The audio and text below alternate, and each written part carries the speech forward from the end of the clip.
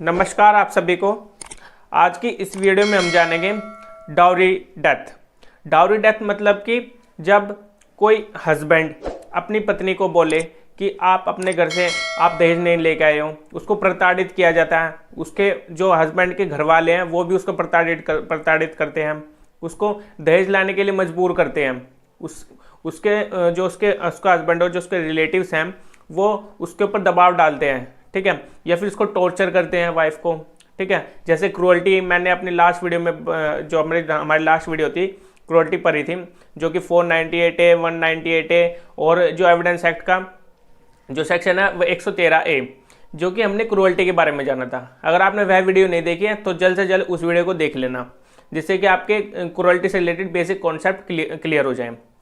देखिए, जब दहेज मांगा जाता है तो उसके ऊपर क्रूअल्टी की जाती है एक किस्म से, ठीक है। उसको हरास किया जाता है, उसको इंजरी पहुंचाई जाती है, जिससे कि वो अब परेशान होकर क्या कर लेती है, सुसाइड भी कर सकती है, ठीक है, या फिर उसके घर वाले उसको जलाकर या फिर उसको कोई इंजरी देकर मार भी सकते हैं, ठीक है। तो हमारे देश में जो इंडिया है, इंडिया में दहेज का टॉपिक काफ़ी वास्ट है, ठीक है। मतलब कि क्योंकि यहाँ पर जो जब भी मैरिज होती है तो वहाँ पर दहेज दिया जाता है लड़की वालों की तरफ से, ठीक है, दहेज दिया जाता है। लेकिन हाँ, ये सिर्फ हिंदू रिलीजन में होता है, ये सिर्फ हिंदू रिलीजन में होता है। जो मुस्लिम है, ठीक है, मुस्लिम में ये नहीं होता।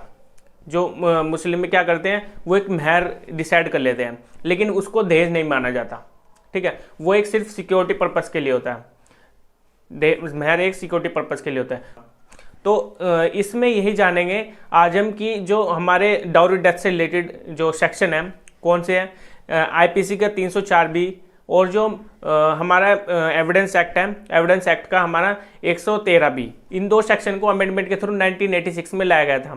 इसीलिए लाया गया था ताकि जो डाउरी डेथ हो रही है, क्योंकि उस टाइम डाउरी डेथ मतलब कि दहेज की काफ़ी ज़्यादा डिमांड होने लगी थी, ठीक है, और उसी पर्पज से रिलेटेड कि इसकी पनिशमेंट भी आ गई फिर, ठीक है, ताकि पनिश किया जाए जो दहेज की मांग करते हैं और जो प्रताड़ित करते हैं, क्रूअल्टी करते हैं दहेज के लालच में, वाइफ के ऊपर जो क्रूअल्टी की जाती है, और फिर वहाँ पर वो सुसाइड कर लेते हैं या उसको मार दिया जाता है हस्बैंड की तरफ से या उसके घर वालों की तरफ से।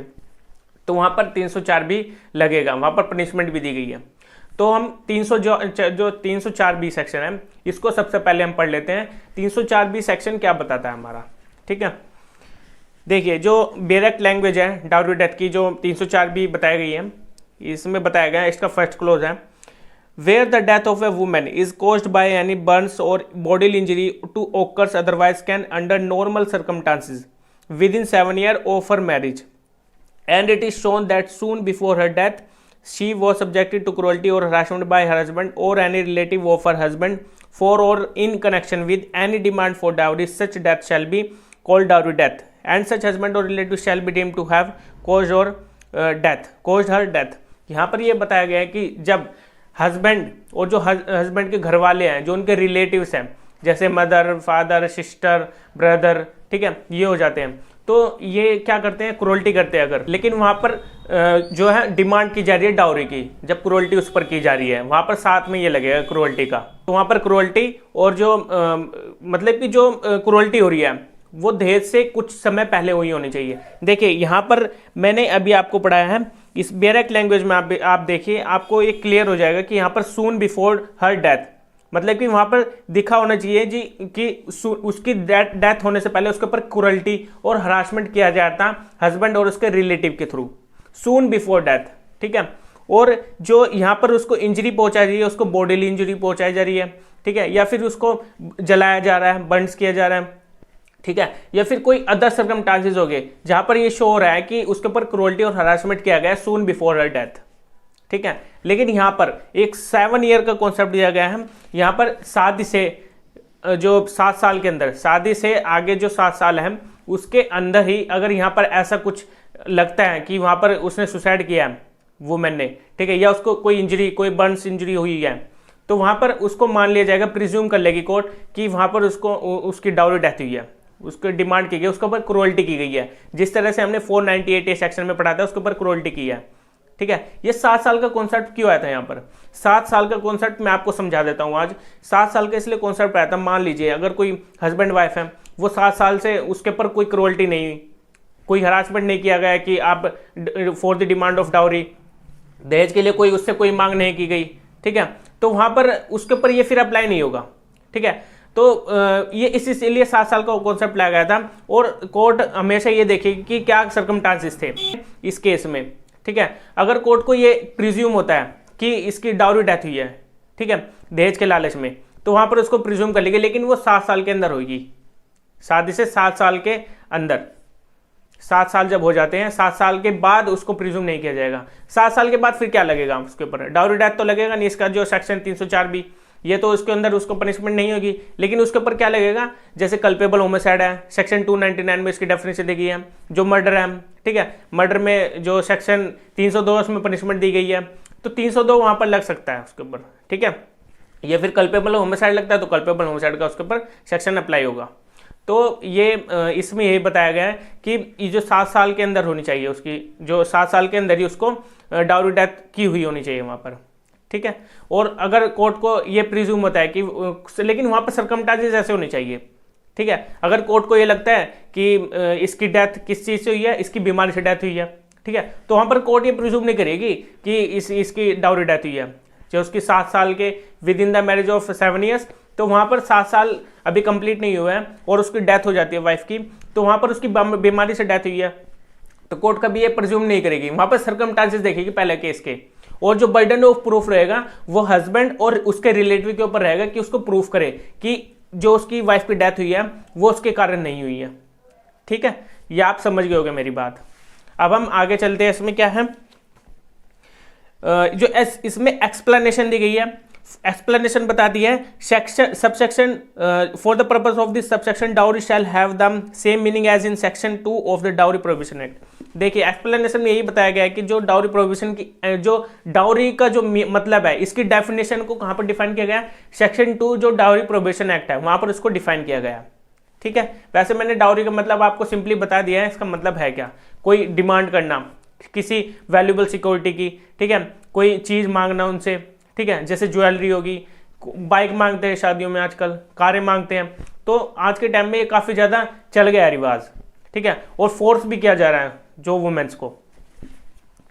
और इसमें एक सबसेक्शन 2 है, whoever commits dowry death shall be punished with imprisonment for a term which shall not be less than 7 years but which may extend to imprisonment for life। देखिए यहाँ पर ये बताया गया है कि अगर 7 साल, यहाँ पे 7 साल से लेकर के imprisonment for life तक, उम्र क्या तक हो सकती है यहाँ पर सजा, लेकिन 7 साल से कम की सजा नहीं दी जाएगी, 7 साल से ऊपर की सजा दी जाएगी। 7 साल से लेकर के आगे कितने तक की भी हो सकती है, उम्र क्या तक यहाँ पर बताया गया इसकी पनिशमेंट होगी, ठीक है। लेकिन हाँ, मैं आपको यहां पर बता देता हूं, ये एक कॉग्निजेबल ऑफेंस है, ठीक है, काफी हीनियस क्राइम है ये, ठीक है, और नॉन बेलेबल है, यहां पर बेल भी जल्दी नहीं मिलती, ठीक है। लेकिन हाँ, वहां पर प्रूफ करना होगा, तब जाकर अगर उनको लगता है, कोर्ट को लगता है कि यहाँ पर ऐसा प्रिज्यूम नहीं हो रहा, तो वहां पर उसको बेल भी दी जा सकती है और फिर आगे उसको जो प्रोसीडिंग को चलाया जाएगा, जो गवाहियां होगी उनकी, ठीक है, तो कोर्ट ये प्रिज्यूम करेगी फिर।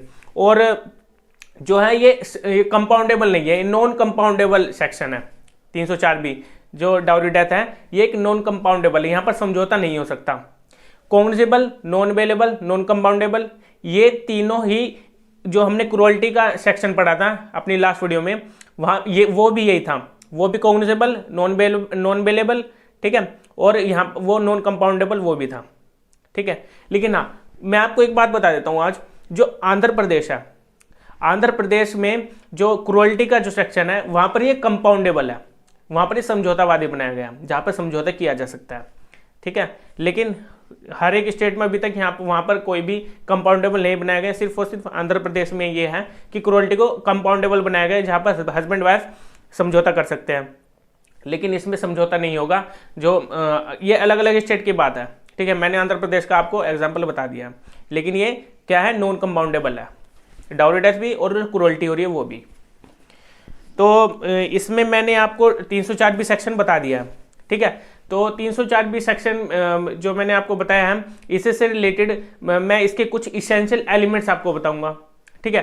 कुछ इसेंशियल एलिमेंट इसमें से निकलेंगे जो हमने बेरेक लैंग्वेज पढ़ी है, ठीक है। इसमें हमने पढ़ा था कि जो डेथ हो रही है उसकी वाइफ की, वो इंजरी से हो रही है या फिर कोई इसको जलाया जा रहा है, ठीक है, बर्न्स और बॉडीली इंजरी, ठीक है, या फिर कोई किसी अलग तरीके से उसको जलाया जा रहा है वहां पर, या फिर उसको इंजरी पहुंचाई जा रही है, ठीक है, ये पहला पॉइंट हो गया, वहां पर ये हुआ होना चाहिए, तब जाकर यहाँ पे 304 भी सेक्शन अप्लाई होगा।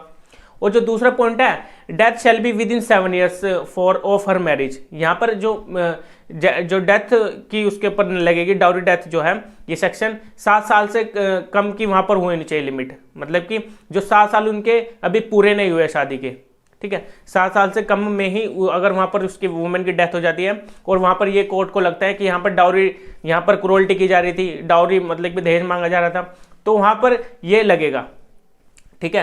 तो 7 साल के अंदर वहां पर प्रिज्यूम किया जाएगा, जो कोर्ट के थ्रू प्रिज्यूम किया जाता है। तो ये दूसरा पॉइंट हो गया हमारा। और जो तीसरा पॉइंट है, क्रूरल्टी और हरासमेंट, जो क्रूरल्टी और हरासमेंट किया जा रहा है उसके हस्बैंड के थ्रू और जो उसके रिलेटिव्स है, ठीक है, जो उसके थ्रू किया जा रहा है, वो वहां पर वो कनेक्शन होना चाहिए डाउरी डिमांड से, ठीक है, वहां पर डाउरी डिमांड हुई होनी चाहिए। अगर डाउरी डिमांड करेंगे तो वहां पर यह प्रतीत होगा कि हाँ उसके ऊपर हरासमेंट किया गया था, उसके ऊपर क्रूरल्टी की गई थी, ठीक है, वहां पर यह मान लिया जाएगा फिर। और जो चौथा पॉइंट है, क्रूरल्टी और हरासमेंट सून बिफोर डेथ, जैसे मैंने अभी थोड़े पहले आपको बताया था, जो क्रूरल्टी और जो हरासमेंट हो रहा है सून बिफोर डेथ, उसकी डेथ से कुछ समय पहले हुआ होना चाहिए। ये नहीं कि 1 साल बाद आप उसके ऊपर डाउरी डेथ लगा रहे हो, 1 साल पहले उसको हरास किया गया था, क्रूरल्टी की गई थी, नहीं, सून बिफोर डेथ, ठीक है। इसके ऊपर मैं केस भी आपको बताऊंगा, ठीक है। तो चलिए अब हम इसके केस पर चलते हैं, जो इसके अंदर केस इसमें बताया गया, जो केस का नाम है हंसराज वर्सेस पंजाब, ठीक है। इसमें सुप्रीम कोर्ट ने ये हेल्ड किया था कि जो नेचुरल डेथ नहीं है, नॉट द नेचुरल डेथ, मतलब कि वहां पर अननेचुरल डेथ की गई थी, तो कोर्ट ने इसमें हेल्ड कन्विक्ट किया गया था हस्बैंड को, ठीक है, और वहां पे प्रूफ भी नहीं कर पाया था कि इसकी अननेचुरल डेथ है, ठीक है, तो वहां पर नेचुरल डेथ माना गया था। ये तो सिंपल था, ठीक है, लेकिन मैं एक केस आपको बताता हूं। एक केस और था, रामेश्वर दास वर्सेस पंजाब, 2008 का ये केस है। देखिए इस केस में ये था कि जो वुमेन थी वो प्रेग्नेंट थी, ठीक है, और उसी प्रेग्नेंट के दौरान ही वुमेन ने सुसाइड कर लिया, ठीक है, वुमेन ने सुसाइड कर लिया। तो उसके बाद हस्बैंड को वहां पर लायबल ठहराया गया। कोर्ट ने हेल्ड कर दिया यहाँ पर कि उसको कन्विक्ट किया जाए, हस्बैंड को, उसको कन्विक्ट किया गया, क्योंकि हस्बैंड था जो, उसके पास बर्डन ऑफ प्रूफ था, वो प्रूफ नहीं कर पाया था कि वहां पर उसकी जो डेथ हुई है कि वो नेचुरली है या अननेचुरली है, ठीक है, वो अपने आप को साबित नहीं कर पाया हस्बैंड, तो इसी वजह से कोर्ट ने वहां पर उसको कन्विक्ट कर दिया, उसको सजा दे दी वहां पर 304 बी सेक्शन के अंडर ही, ठीक है। तो वहां पर वो फेल हो गया था अपने डिफेंस में उसको प्रूफ करना। सिंपल सी बात है कि जो वुमेन प्रेग्नेंट है वो सुसाइड तो कमिट करेगी नहीं प्रेग्नेंट के दौरान, उसके ऊपर तो कोई ना कोई इंजरी की होगी ना, कोई उसको हरासमेंट किया होगा, कोई क्रूरल्टी की जा रही होगी उसके ऊपर, तभी तो उसने कुछ किया होगा, ठीक है। हस्बैंड, वो जो वाइफ है वो ऐसे ही सुसाइड क्यों करेगी, और वो भी प्रेग्नेंट के दौरान, ठीक है। तो इस केस में कन्विक्ट किया गया था, ठीक है, जो रामेश्वर दास वर्सेस पंजाब का केस है 2008 का, इसमें कन्विक्ट ठहरा दिया गया था हस्बैंड को, ठीक है। इस केस में यह था, केस का नाम है चरणजीत सिंह वर्सेस उत्तराखंड, ठीक है। इस केस में 1995 में 1995 में वाइफ की डेथ हो गई, ठीक है। उसके बाद जो उसका फादर था वाइफ का, उसने कंप्लेंट फाइल की, किसके अगेंस्ट की, जो उसका हस्बैंड था और जो उसके रिलेटिव्स थे, for the demand of dowry, ठीक है। तो वहां पर डाउरी की डिमांड की जा रही थी और इसी वजह से वहां पर उसकी डेथ हो गई, क्योंकि जो वाइफ थी, वाइफ ने अपने पिताजी को कुछ 2 दिन पहले, डेथ से 2 दिन पहले ही लेटर भेजा था, ठीक है, लेटर भेजा था अपने पिताजी को कि मुझे मारा जा रहा है, इंजरी की जा रही है, ये मेरा मर्डर भी कर सकते हैं क्योंकि ये दहेज की डिमांड कर रहे हैं, ठीक है। 2 दिन पहले लेटर सेंड किया था वाइफ ने अपने पिताजी को। यहाँ पर जो ट्रायल कोर्ट थी, ट्रायल कोर्ट में केस चल रहा था निचली अदालत में, तो वहां पर क्या था, वहां पर जो कोर्ट ने कन्विक्ट ठहरा दिया था mother in law, brother in law और जो उसका हस्बैंड था, इन तीनों को यहाँ पर कन्विक्ट ठहरा दिया था। ट्रायल कोर्ट ने यहाँ पर कन्विक्ट कर दिया था, उनको सजा दे दी थी। उसके बाद जो है जो ये फिर अपील में गए, ठीक है, इसी ऑर्डर के अगेंस्ट हाई कोर्ट में गए। तो हाई कोर्ट ने यहाँ पर क्या डिसीजन दिया, हाई कोर्ट ने यहाँ पर डिसीजन दिया कि ओनली जो है हस्बैंड लायबल है, और जो उनके मदर थी, जो उसकी हस्बैंड की मदर थी और जो उसका ब्रदर था, ठीक है, उसको वहां पर एक्विट कर दिया था, वहां पर से बरी कर दिया था हाई कोर्ट ने, ठीक है। ओनली हस्बैंड को वहां पर लायबल ठहराया गया था, हाई कोर्ट ने यहाँ पर ये डिसीजन दे दिया, ठीक है। और फिर ये सुप्रीम कोर्ट में गया हस्बैंड, अपने कन्विक्शन को एक्विटल में बदलने के लिए, अपने आप को बरी कराने के लिए, अपने आप को सही साबित करने के लिए हस्बैंड सुप्रीम कोर्ट तक पहुंच गया। सुप्रीम कोर्ट ने यहाँ पर कहा ये सून बिफोर डेथ, जैसे मैंने इसेंशियल एलिमेंट्स में बताया था कि वहां पर डेथ से कुछ समय पहले ही वहां पर क्रूरल्टी और हरासमेंट किया होना चाहिए, ठीक है, सून बिफोर डेथ। तो यहाँ पर ऐसा नहीं था, ठीक है, ये कुछ 2 साल पहले पुरानी बात थी, ठीक है, ये कुछ काफी टाइम पहले उसको क्रूरल्टी और हरासमेंट हुआ था, ठीक है। तो यहाँ पर कोर्ट ने इसी वजह से उसको, जो हस्बैंड था, उसको एक्विट कर दिया था, उसको बरी कर दिया था इस केस में, ठीक है। तो इसीलिए वो सुप्रीम कोर्ट में गया था अपने आप को साबित करने के लिए। उसने वहां पर साबित भी किया क्योंकि वहां पर गवाह थे, गवाहों को बुलाया गया, ठीक है। सभी गवाहों ने कहा कि काफी टाइम से ऐसा कुछ नहीं हुआ था कि क्रूरल्टी और हरासमेंट किया जा रहा वाइफ के ऊपर, ऐसा कुछ नहीं था, ये काफी टाइम पहले हुआ था। तो इस केस में यही था कि जो हस्बैंड था उसको एक्विट कर दिया था कोर्ट ने, क्योंकि सून बिफोर डेथ। ऐसा मान लीजिए अगर कोई हस्बैंड अपनी वाइफ की डेथ करता है, वो क्रूरल्टी करता है, हरासमेंट करता है, वो भी 3-4 साल पहले की बात है, ठीक है, उसके बाद उसको कुछ नहीं करा, ठीक है, उसके अपना आप डेथ हो गई, उसने खुद ही या फिर सुसाइड कर लिया, किसी और कारण से किया, तो वहां पर डाउरी डेथ नहीं लगेगा। अगर उसको डाउरी के लिए दबाव नहीं डाला गया, तो उसने किसी और कारण से सुसाइड किया होगा, तो उसके बाद उसके ऊपर 304 भी नहीं लगेगा, उसके ऊपर 302 तो लग ही सकता है। फिर अगर उसने सुसाइड किया है या क्रूरल्टी उसके ऊपर की गई है, लेकिन वहां पर दहेज की डिमांड नहीं की गई है, ठीक है, तो वहां पर उसको पनिशमेंट किया जाएगा क्रूरल्टी के बेस पर या फिर 302। लेकिन हाँ, जब उसके ऊपर ये लगाया जा रहा है, ठीक है, तो वहां पर देखा जाएगा टाइम पीरियड कितना है मैरिज का, 7 साल से कम का है या ऊपर का है, ठीक है। 7 साल से ऊपर का होगा तो फिर 302 लगेगा अगर उसके ऊपर क्रूरल्टी की जा रही है तो, ठीक है। आपको ये बेसिक कॉन्सेप्ट क्लियर हो गए होंगे। तो अब हम चलते हैं 113B सेक्शन, जो इंडियन एविडेंस एक्ट का जो है, जहां पर प्रिजम्पशन की जाती है बाय द कोर्ट, किस तरह से प्रिजम्पशन की जाएगी, ठीक है। तो ये भी थोड़ा सेम ही होगा, इसलिए मैंने आपको 304B सेक्शन है उसको अच्छे से बताया। तो अब चलते हैं हम 113B सेक्शन, जो इंडियन एविडेंस एक्ट का 113B सेक्शन बताता है। देखिए बेरेक्ट लैंग्वेज पढ़ लेते हैं। जो बेरेक्ट लैंग्वेज क्या करिए 113B सेक्शन की, presumption as to dowry death, presume किया जाएगा by the court when the question is whether a person has committed the dowry death of a woman and it's shown that soon before her death such woman has been subjected by such person to cruelty or harassment for or in connection with any demand for dowry, the court shall presume that such person had caused the dowry death। देख लिए यहाँ पर simple सी यहाँ पर बात की गई है।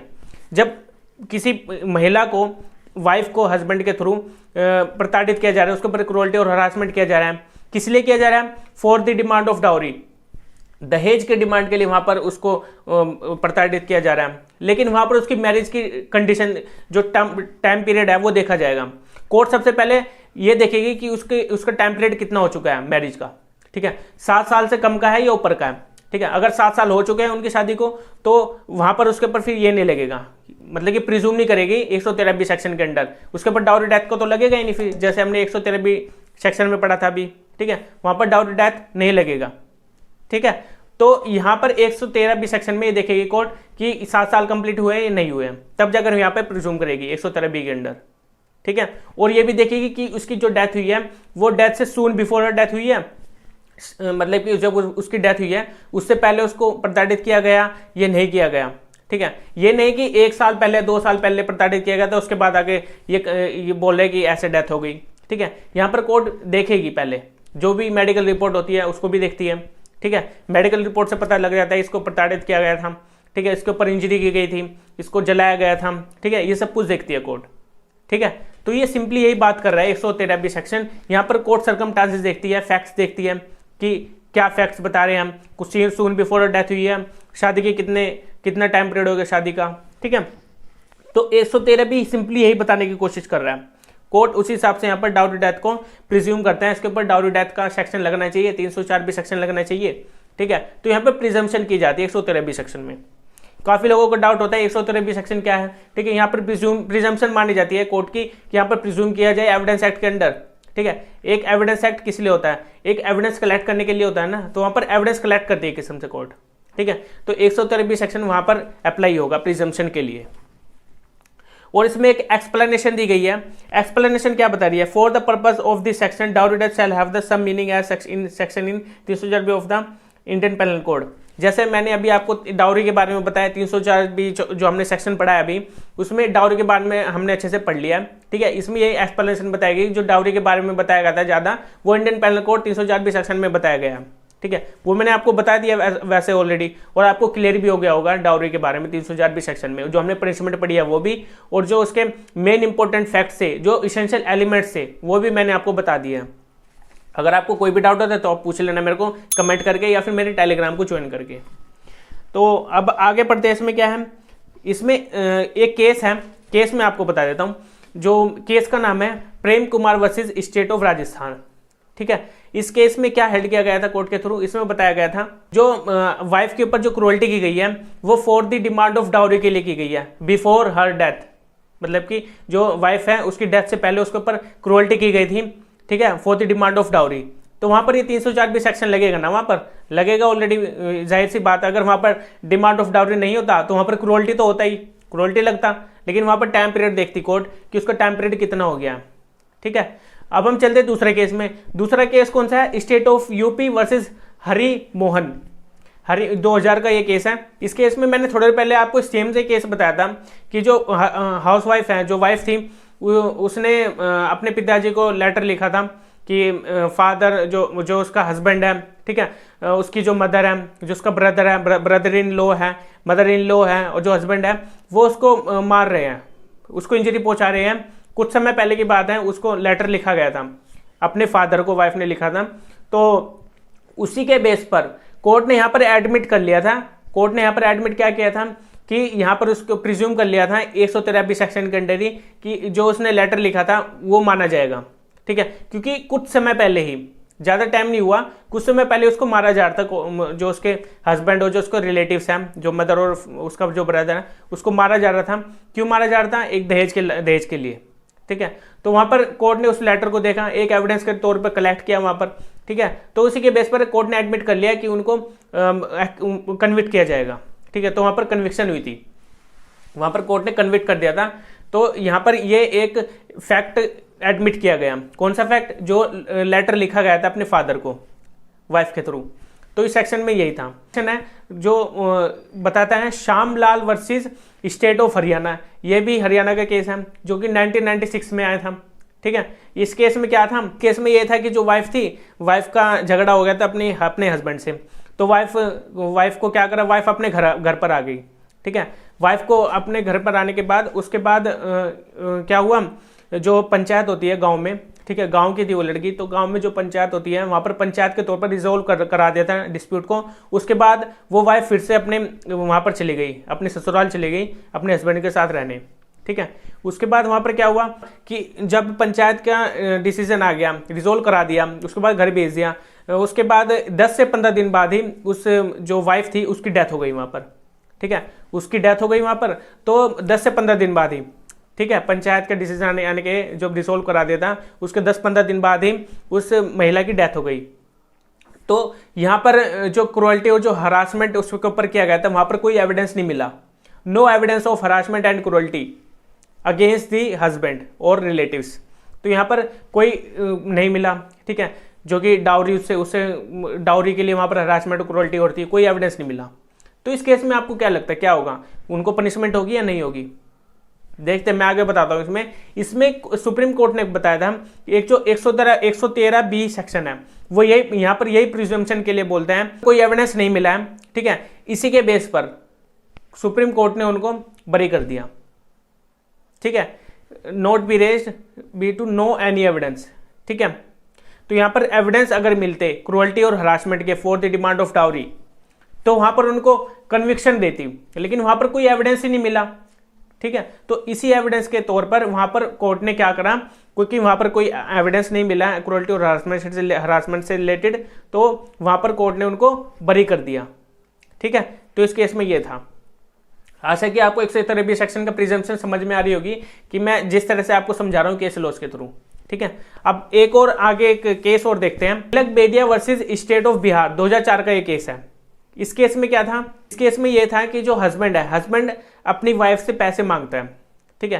किस लिए मांगता है, ताकि वो अपना बिजनेस चला सके। अपने बिजनेस को स्टार्ट करने के लिए वो पैसे मांगता है अपनी वाइफ से। तो यहाँ पर फिर उसके बाद पैसे नहीं दिए, ठीक है, उसकी वाइफ ने या उसके घर वालों ने वाइफ के, तो वहाँ पर उस वाइफ की डेथ हो गई वहाँ पर, ठीक है, कुछ समय बाद ही। तो कुछ समय बाद वहाँ पर डेथ हो गई, तो फिर वहाँ पर ये क्रूरल्टी और हरासमेंट नहीं वहाँ पर माना जाएगा, ठीक है, क्योंकि वहाँ पर कोई एविडेंस नहीं मिला उसके ऊपर क्रूरल्टी की गई, ठीक है, उसको मतलब कि प्रताड़ित किया गया, उसको हरासमेंट किया गया ज़्यादा, तो वहाँ पर कोई ऐसा एविडेंस नहीं मिला। तो इस केस में भी यही प्रिज्यूम किया गया कि 113B सेक्शन के अंडर इसको प्रिज्यूम नहीं किया जाएगा, ठीक है, क्योंकि वहाँ पर डाउरी के लिए उसको कोई क्रूरल्टी, कोई हरासमेंट नहीं किया गया था। लेकिन हाँ, अगर उसकी डेथ किसी और वजह से हुई है, जो कि उसके हस्बैंड ने उसको उकसाया, लेकिन वहाँ पर ये सबूत नहीं मिल पा रहा है कि उसकी डिमांड डाउरी की डिमांड के लिए वहाँ पर उसकी डेथ हुई है, तो वहाँ पर उसकी जगह क्या लगेगा, फिर 302 सेक्शन लगेगा जरूर, ठीक है, अगर वहाँ पर कोर्ट को लगता है, कोर्ट को अगर कुछ ऐसा एविडेंस अलग तरीके से मिल जाता है। लेकिन इस केस में क्या था, उसको प्रिजम्पशन नहीं की गई थी कोर्ट के थ्रू 113B के अंडर कि उसके ऊपर डाउरी डेथ लगाया जाए, क्योंकि वहाँ पर कोई एविडेंस नहीं मिला। तो इस केस में भी सिंपली यही था। और जो आगे एक और केस है, इस केस का नाम है Nemchand versus state of Haryana, ठीक है। ये इस केस में सिंपली ये था, जैसे ही शादी हुई वाइफ और हस्बैंड वाइफ की दोनों की शादी होने के बाद, शादी के 2 महीने बाद ही, ठीक है, हस्बैंड डिमांड करता है टेलीविजन और फ्रिज की।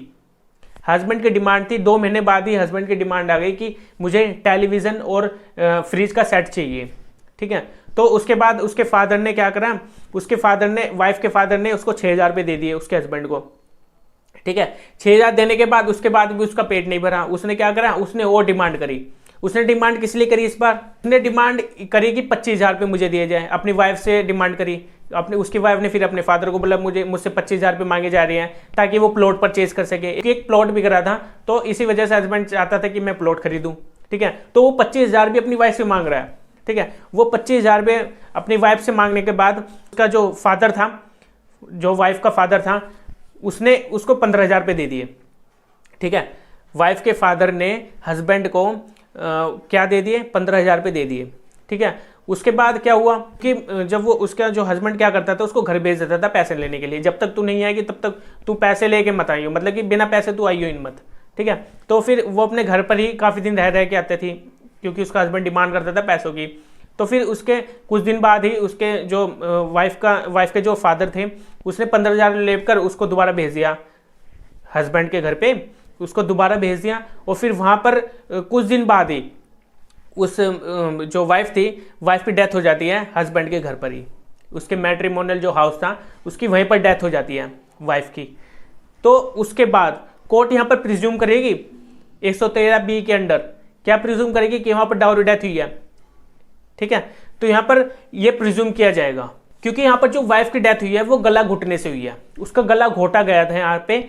तो कोर्ट ने यहाँ पर प्रिज्यूम किया और वहाँ पे फैक्ट सारे देखे, उसी फैक्ट्स के अकॉर्डिंग जो कोर्ट ने क्या करा, 113B सेक्शन के अंडर वहाँ पर गिल्टी ठहराया गया, वहाँ पर गिल्टी ठहराया गया हस्बैंड को, क्योंकि वहाँ पर उसने गला भी घोटा गया था, वहाँ पर जो मेडिकल रिपोर्ट थी उसके अंदर जो आया था, ठीक है, उसी के अकॉर्डिंग वहाँ पर उसको गिल्टी ठहराया गया। क्योंकि वहाँ पर उसे डिमांड की जा रही थी, काफ़ी बार उसने डिमांड की थी, ठीक है, और उसकी डिमांड भी जो प्लॉट वाली थी वो डिमांड पूरी नहीं हो सकी, ठीक है। 25,000 की जगह जो उसके फादर ने क्या दिए थे, 15,000 ही दिए थे। उसके बाद कुछ समय बाद उसकी डेथ हो गई। तो यहाँ पर इस सर्कमस्टांसेस बताते हैं केस के, 19 सर्कमस्टांसेस केस के यही बताते हैं। 19 सर्कमस्टांसेस के बेस पर वहाँ पर क्या होता है, कोर्ट ने क्या करा, उन फैक्ट्स को लेकर उसको पनिश कर दिया। और आपको इन फैक्ट्स को देखकर लग रहा होगा कि हाँ यहाँ पर ये सही करा, कोर्ट ने जजमेंट जो सही दी है, जी हाँ बिल्कुल सही दी है, क्योंकि वहाँ पर डिमांड की जाती बार बार क्रूरल्टी मतलब कि बार बार डिमांड की जाती डाउरी की, ताकि उसके ऊपर दबाव डालकर पैसा लिया जाए, ठीक है। तो आज के इस सेक्शन में सिंपली हमने ये जाना है कि डाउरी डेथ कब होगा, कब माना जाएगा, ठीक है। तो आज हमने 2 सेक्शन अच्छे से पढ़ लिया है, जो 113B सेक्शन बताता है हमारा प्रिजम्पशन से रिलेटेड, और जो 304B सेक्शन बताता है वो हमारे डाउरी डेथ से रिलेटेड बताता है, जिसमें पनिशमेंट भी प्रोवाइड की गई है, ठीक है। तो आशा है कि आपको ये समझ में आ गया डाउरी डेथ का कॉन्सेप्ट। अब हम अपनी नेक्स्ट वीडियो में मिलेंगे। Okay bye.